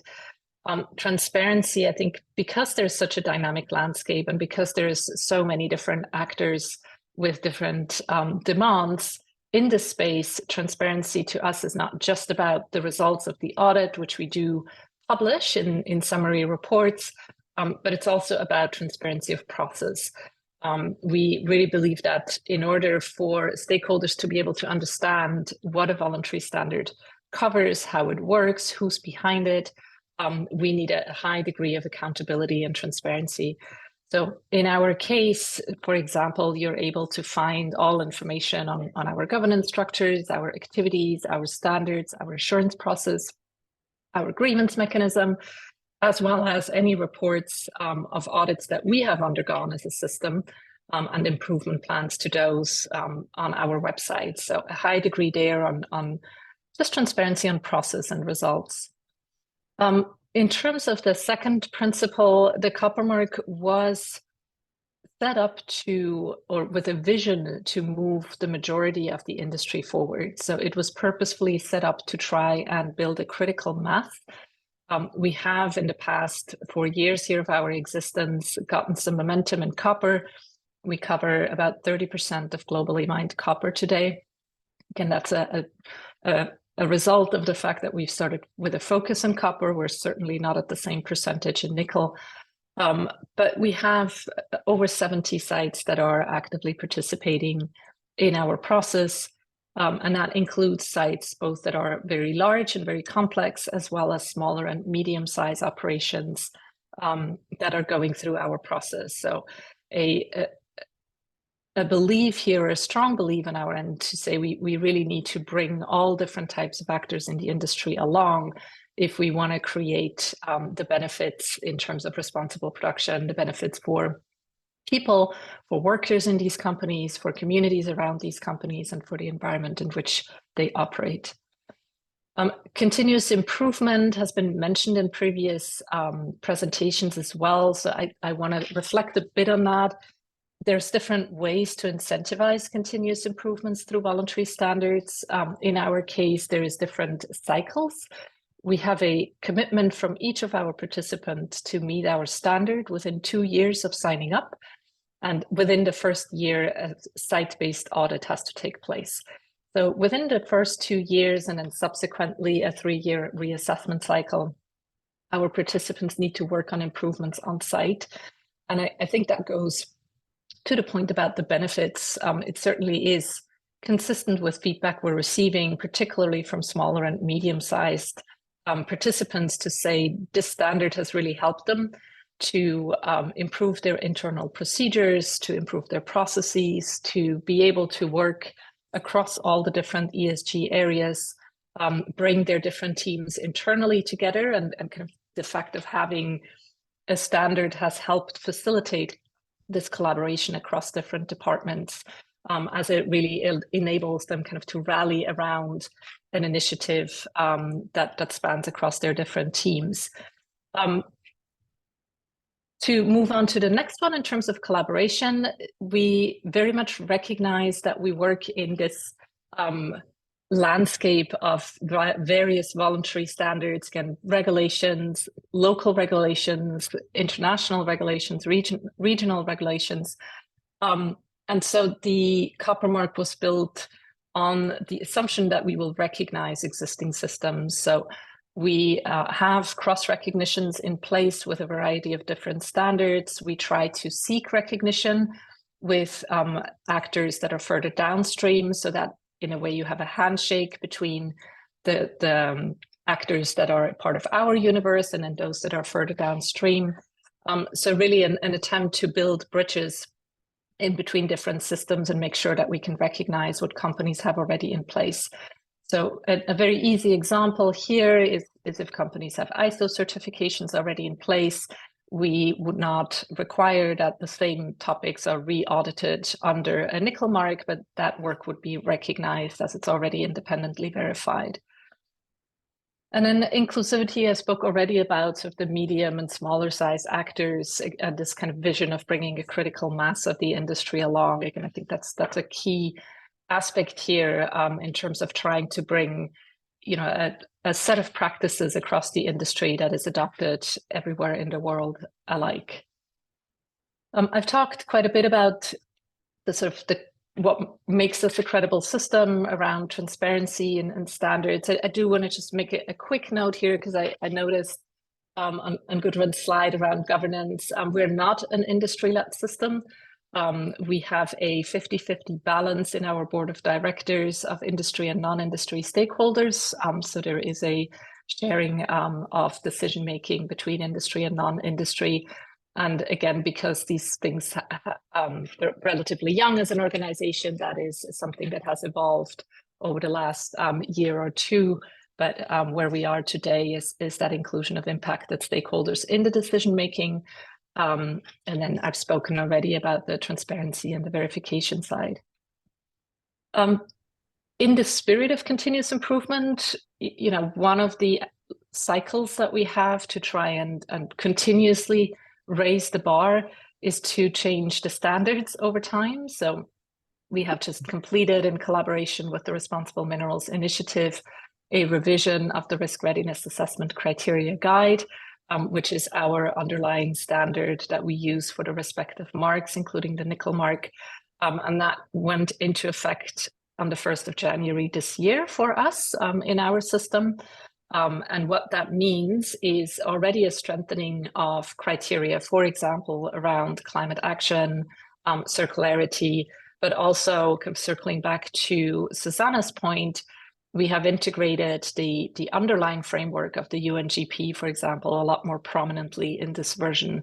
So an attempt to make sure that we're providing a solid foundation for any company that is looking to a supply chain where regulations, for example, in Europe are relevant, in that we have aligned it with these key frameworks like a UNGP that companies need to be demonstrating their implementation of, and then also an attempt to make sure we meet kind of market expectations when it comes to the rapidly evolving expectations on climate action. So this is a visual overview of kind of the universe in which we evolve. Again, sort of showing you the part of the value chain that we cover with our marks. Again, this is a little copper heavy in the term of fabrication, but what it illustrates is the coverage and the logic behind, focusing on the actors that touch the metal, and then moving, or handshaking, if you want, with systems that are more in the manufacturing space. Also worth mentioning here is that beyond the Risk Readiness Assessment Criteria Guide, so the core standard on ESG, we have a joint due diligence standard. It's a pretty big mouthful to pronounce, but again, this is a collaboration with the Nickel Institute and other metals that resulted in a standard which is aligned with the OECD due diligence guidance for responsible mineral supply chains. What that means is the Copper Mark organization and the different marks that we run are recognized by the London Metal Exchange as what they call a Track A standard. Very briefly here, this is our assurance process. Again, this is tied to the philosophy of continuous improvement. What you can see here is what I've discussed around having a commitment in place, which then brings the site to a 2-year timeline to fully meet our standard, and within that 2-year timeline, the requirement to have an independent audit completed, and then there is a reassessment cycle every 3 years against potentially a revised standard every 3 years, as we kind of go through these revisions on a regular basis as well. This gives you a sense of who we are. So again, because we're looking to work along the value chain, we have what we call partner organizations. That's the logos on the slides here. These are really customers that have recognized and support the vision and mission of the organization, and encourage their suppliers to go through an assessment for responsible practices. Again, you can also see here we have these 72 sites that participate, with 56 that have received the Copper Mark. And I think more importantly here, what I want to call out is the nickel, zinc, and molybdenum mark. Of the 56 sites that have successfully completed the process, 25 have more than one mark. So this goes to illustrate the close connection between those metals. And 9 sites participate currently that have either only the nickel, the zinc, or the molybdenum mark. Last thing I want to mention is with copper, we do have 2 participants in Indonesia already, not among the small organizations or medium-sized plants, but we have definitely had our experience already, again, working in Indonesia, and are very happy to engage with Indonesia going forward. That is my 15 minutes, Veronique. Thank you very much again for giving me the opportunity to speak to the group here today, and please don't hesitate to reach out with any questions. Many thanks, Michelle, for this overview of the nickel mark and all the other marks as well. And then finally, I would like to turn to Aramai and Mrs. Anna Steukers. I'm not sure how to pronounce your name, apologies. She's a senior program manager at the Responsible Minerals Initiative, and it's an initiative of the Responsible Business Alliance. They represent over 500 member companies operating in different supply chains. And Anna, does steward the efforts of RMI member companies towards responsible mineral sourcing of battery materials with a particular focus on nickel. Anna, the floor is yours. Thank you very much, Veronique, and good afternoon and good morning, depending on the time zone, to all the participants in this webinar. It's a pleasure to be here. Many thanks to Copper and Cobalt Institute and Nickel Institute for organizing this webinar, and to all the speakers who have shared their contributions so far, really setting the scene for an engaging conversation. I will use a few minutes to, first of all, introduce the Responsible Minerals initiatives, and I will share my screen for this purpose. And then I would like to speak to the activities that the RMI has been conducting in Indonesia specifically, with respect to supporting Indonesian nickel smelters and refiners to work towards the adoption of ESG management practices. So very shortly, as Veronique already introduced us, the Responsible Minerals Initiative of RMI in short is an initiative of a broader business association, which is the Responsible Business Alliance.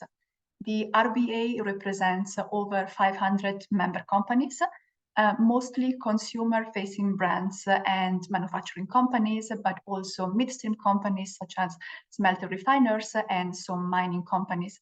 We are operating in over 150 countries, and although born out of initiative of the electronics industry, we represent today over 30 industries through our membership. One of those industries which is particularly relevant for Indonesia is the automotive original equipment manufacturers. The specific mission of the RMI is that of supporting the companies working with us in sourcing minerals responsibly, in particular in view of compliance with regulatory frameworks. And we have heard today from the previous contributors that the regulatory landscape worldwide has really expanded drastically over the last few years. So with this have come also evolving new expectations, including ESG expectations that are reverberating on the requirements that markets and regulators set on mineral supply chains, particularly on the smelter refiners and mining companies on those supply chains. Here you see a snapshot of our membership. You probably recognize many of the known brands. Certainly among the companies that are very actively engaged in Indonesia, as we said, are the automotive sector companies. A few names, Tesla, Volkswagen, Ford, BMW, are certainly known to all of you. They have been present in Indonesia and are also present in the discussions that the RMI is facilitating around the topic of sourcing responsibly nickel from Indonesia. Our mandate is that of acting as a bridge between the customer-facing brands and manufacturers and the smelter and refiners in mineral supply chains. The focus of our work is really on that portion of the supply chain. So we have traditionally worked with smelter and refiners across many different mineral supply chains, although our standards and tools are applicable also beyond the smelting and refining, but our bulk of experience and our bulk of services is really there. And that is also what we have been implementing and bringing towards the nickel industry in Indonesia. So acting as a bridge between market and mineral supply chains means, on the one hand, to understand the evolving market and regulatory requirements, in particular on the ESG topic, and to translate them into standards documented into good practices, such as the risk readiness assessment criteria that Michelle has just mentioned, and making sure that the standards that we are developing are also relevant for the regulators and for the market regulators, such as the stock exchanges, when they are evaluating the performance, the responsible sourcing practices of those industries. So working with regulators and working with commodities exchanges is also a core part of our work. Based on those standards, then we operate an assurance system. So we are qualifying third-party assessors who are able then to conduct verifications on site to demonstrate the degree of alignment that, in our case, the nickel smelter refiner has achieved as compared to what is expected by the standards. But of course, standard and assurance alone are not sufficient to create an ecosystem of support for the companies that are working towards compliance with the standards. So we are very much also investing in technical assistance and in funding for the smelters and refiners that are embarking in a journey to comply with the regulatory and with the market requirements, and which might need technical assistance, or they might need training, or also funding in order to be able to establish the management system, the risk assessment system, the internal processes and capacities to demonstrate their ESG performance. A few words on the global work of the RMI. As you see here on this chart, the RMI has been operating in the market already for over 10 years. We really started in the 3TG space, tin, tantalum, tungsten, and gold, because those minerals have been the first one to be regulated. However, that situation has changed quite significantly over the last very few years.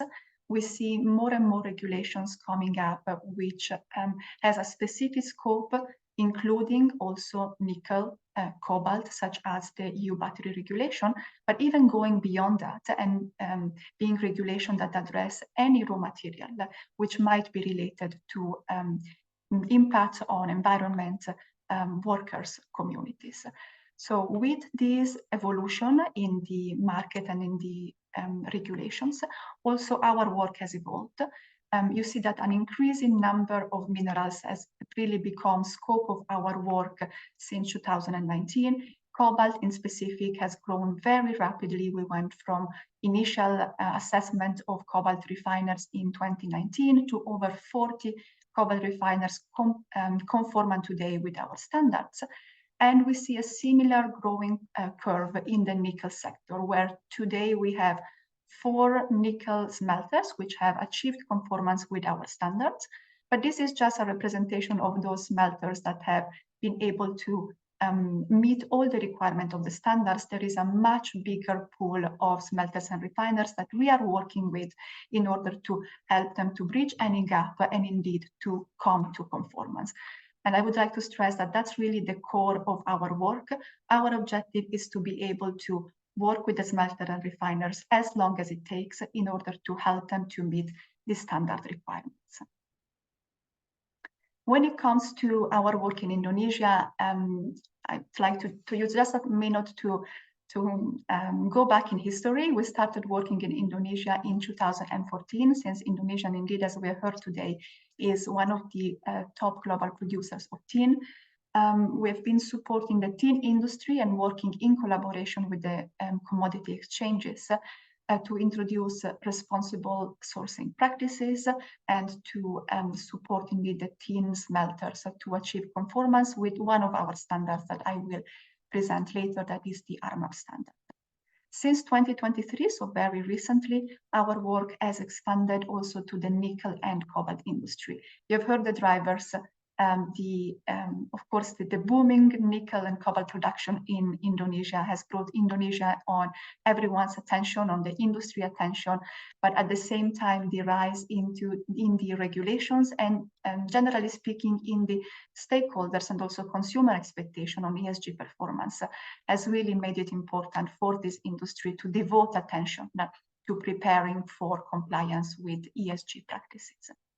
At present, we have 12 nickel cobalt facilities which are recorded into our database, but this is a growing number.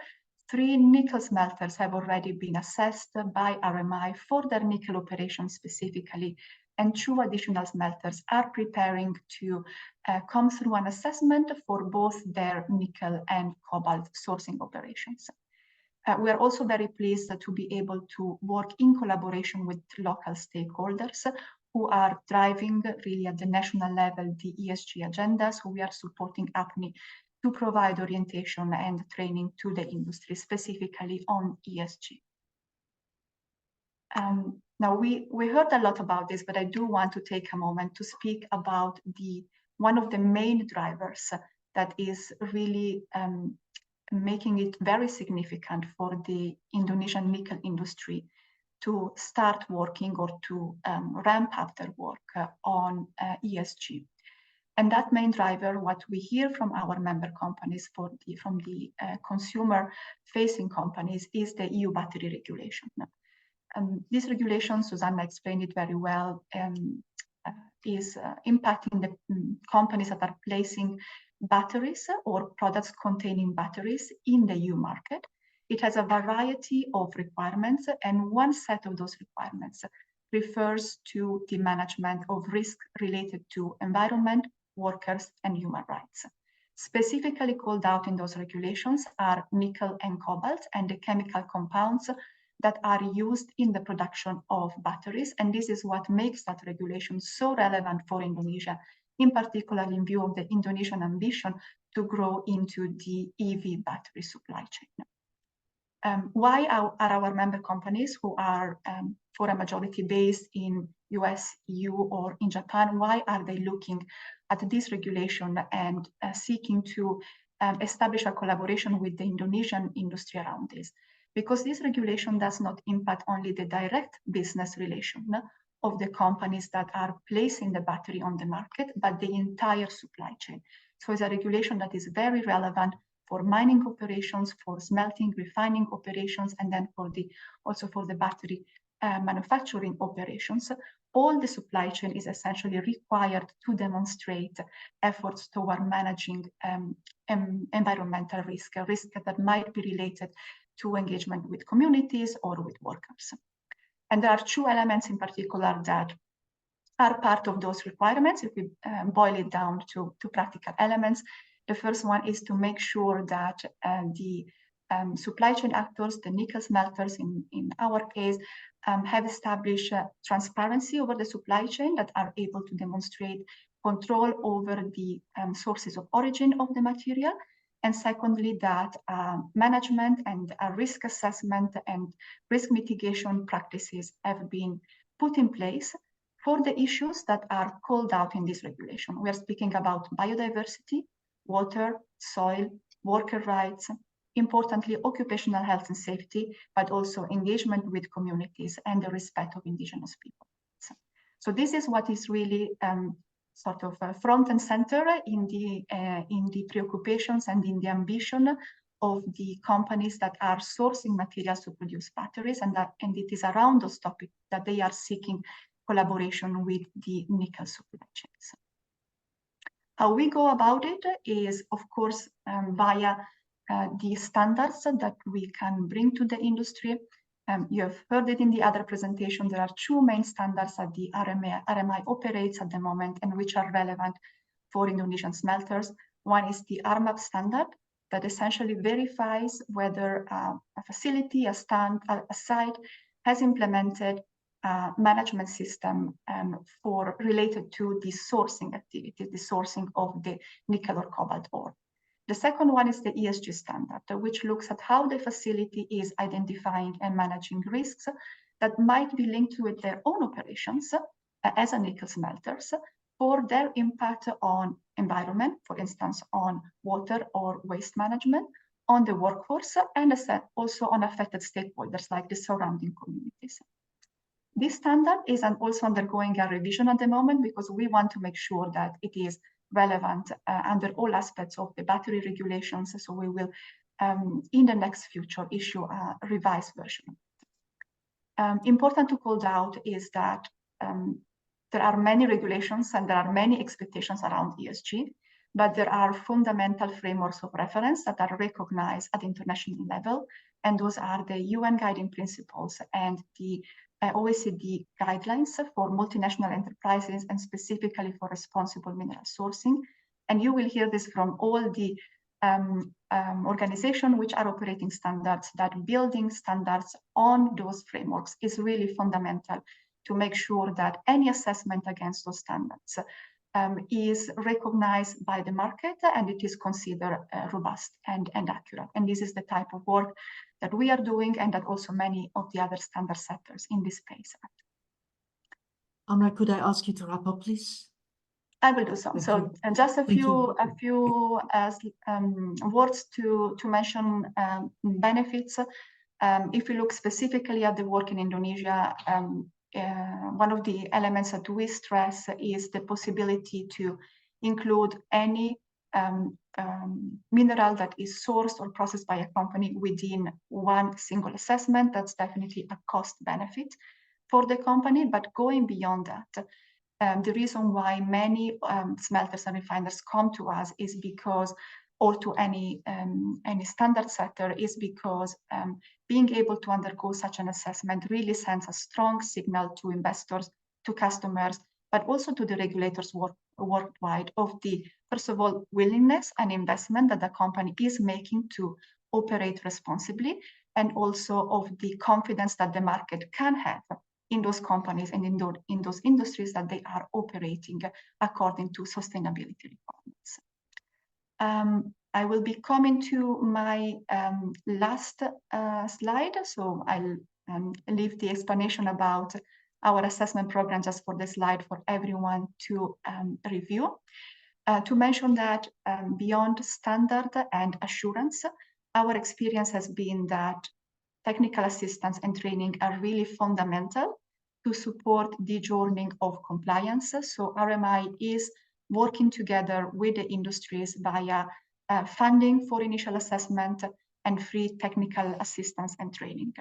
We have seen this being extremely useful for the Indonesian nickel smelters that have come to RMI to start their journey on the ESG. And if I might take just 1 minute to summarize a few recommendations. If you're operating in the nickel industry and you are starting to consider how to demonstrate your ESG performance, how to build your ESG management system, first of all, consider market expectation. Engage with your customers, with your clients as much as possible. Our member companies are regularly present in Indonesia, and they are certainly a conversation partner for you, but do not hesitate also to contact the RMI to discuss this point. Second element, prepare early for compliance. Yes, the battery regulation sustainability requirements come into force only in 2025, but we see that many of the customer-facing brands are already starting to work on compliance. And when you do so, make sure that you are establishing as a first element your management system. Documentation, procedure, assigning responsibility within the companies, particularly when it comes to worker management, are elements on which we have seen the Indonesian nickel smelters come to us for technical advice and support. So we definitely invite everyone preparing for this to pay attention to the management system. It is an important element of any ESG assessment and really the backbone for you as a company to operate responsibly and to be able to manage environmental and social related risks. So I'll come to an end here. You can contact us certainly via email, but we will also be pleased to meet anyone in person in occasion of the Critical Minerals Conference in June in Jakarta. Thank you very much, Veronique. Thank you, Anna, and thank you to all the speakers for these excellent presentations. It's been a lot of information, and we've seen that there's a lot of questions in the Q&A as well. Unfortunately, Pak Tubagus had to leave for another meeting, but he said that he will be happy to answer any questions, so we will be forwarding questions to him by email. I'll hand it over to Mark, my colleague, who will guide us to the Q&A. Mark. Yeah, thank you, Veronique. I hope you can hear me. Yes. Very good.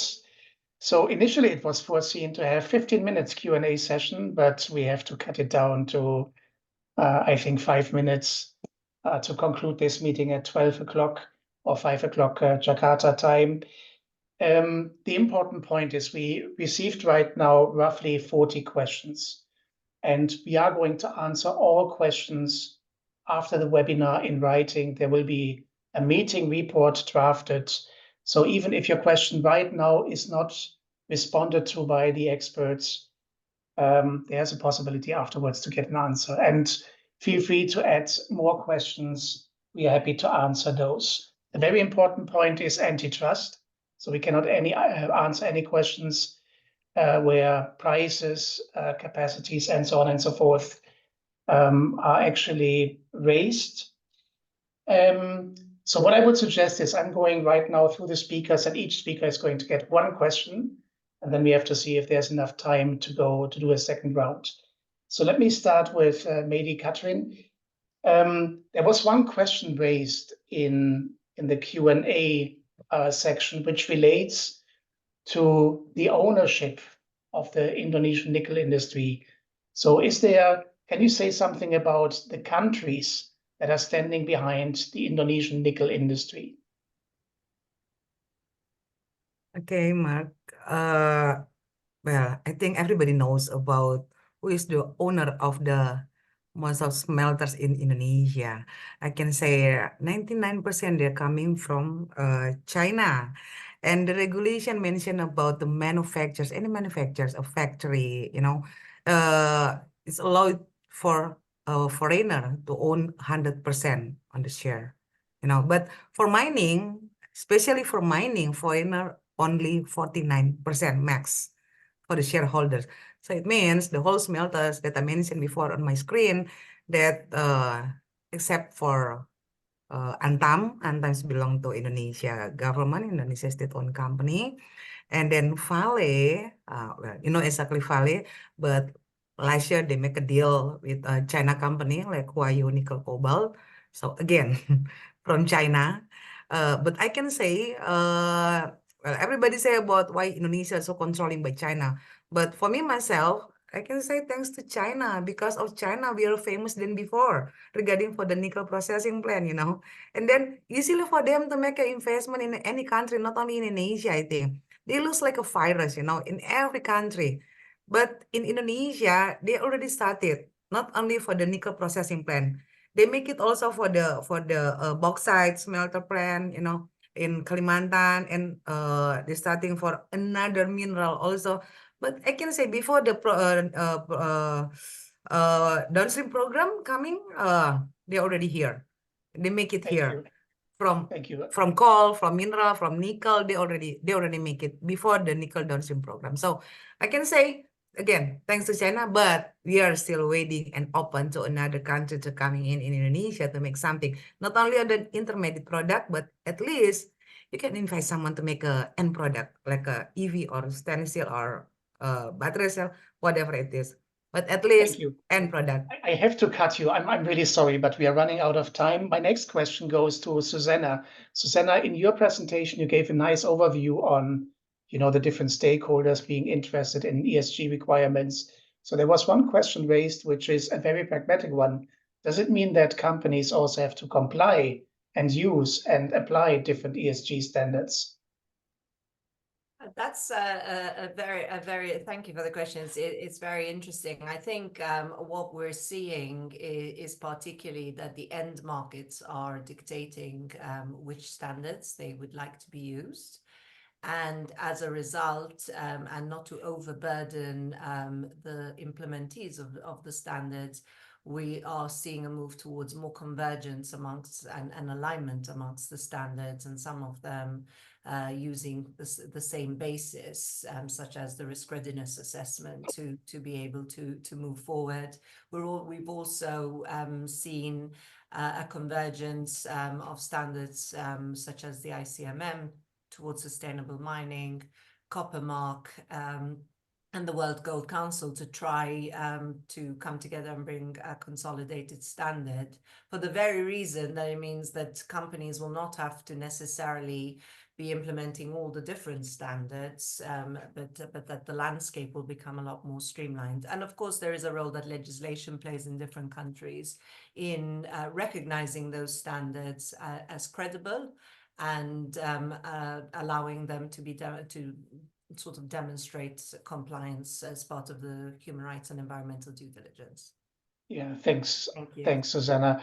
Gudrun, my next question that was also raised in the chat or in the Q&A section relates to the difference between the standards. So what is the main difference between these standards, or are they similar? And is that possible for you to answer that in one or two phrases? Yeah, that's a very complex question. There are differences, as I try to point out, in transparency of audit results, in follow-up on audits, and also in stakeholder governance. But as Susanna said already, no, Michelle said it, that Coppermark already changed their governance system since then. So if you want to really look into differences, and of course some standards like IRMA, they have very long catalogs of requirements for certain issues, other have less requirements, and some have this phased approach, as I said, that you have different levels of compliance that you can reach. But really, to answer that for all these standards, it's difficult, and I'm looking forward to seeing this landscape also be consolidated, so to see. Yes. That's easier to understand. Yes, and I agree that what Susanna already mentioned, this standard convergence exercise is a very important one. And that brings me to Michelle. Michelle, there was a very practical question in the Q&A section, which relates to the European battery regulation. So what is the Coppermark doing to ensure that the work done is going to be accepted? And we can put it into a broader context, not only the European regulators, but also by other stakeholders. Thanks, Mark.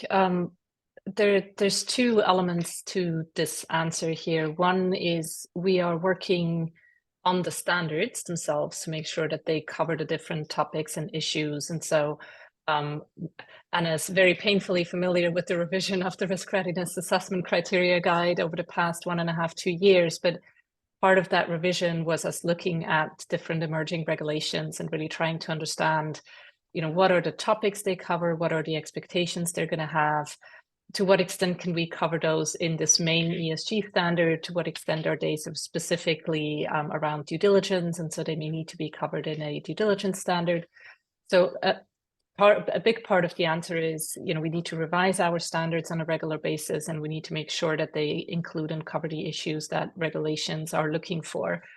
And the second part, though, is, we've alluded to a lot of the elements outside of the standard, and elements around governance, around stakeholder engagement, grievance management, etc. And so that's another area where, as an organization, we continue to evolve, as I think has come out quite clearly here, right? It's a very dynamic landscape. So we are revising our standards on a regular basis. We are, I would say, continuously evolving as an organization. I think we're on version 5 of our assurance process to integrate, additional guidance on stakeholder engagement, to integrate, more details on interviews with workers, etc. So the governance structure has evolved, what we publish has evolved, our grievance mechanism has been updated and revised. So there's an ongoing work in the organization itself, meeting the expectations that regulators are setting for us.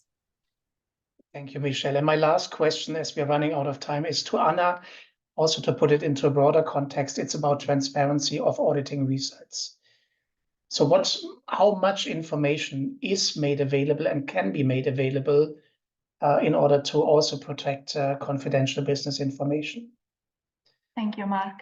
And indeed, it's a very good question, and it is one of the elements which I think is very much a topic of attention for all the standard setters and the organizations that are operating in this space.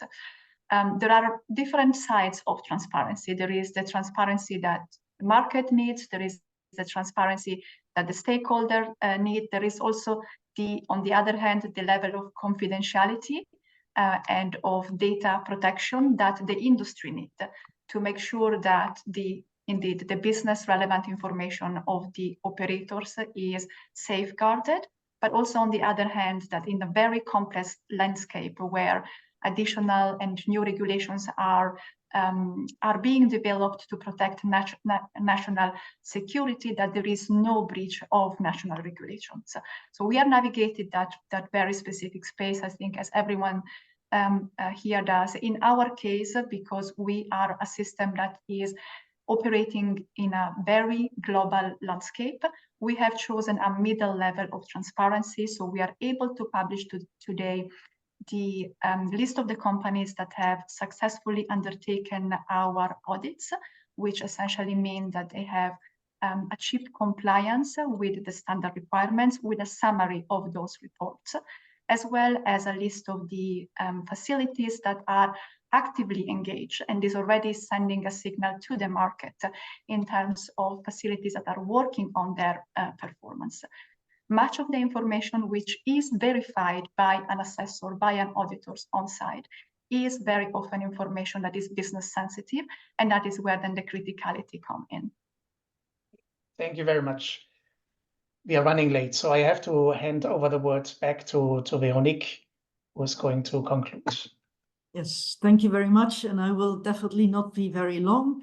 I would like to first of all thank all the speakers, and in particular Bou Mehdi for getting up so early and to participate throughout the whole meeting. It's very much appreciated. The presentations were excellent, and we had a lot of questions. So thank you very much for all the participants as well. And then special thanks to the translators. It's not always easy to translate these types of technical materials. And so thank you very much for your efforts. As Mark indicated, the materials will be made available in a short, within a couple of weeks, and we will make sure that they will be sent to all the participants. Thank you again, and have a nice rest of the day. Thanks, everyone. Bye.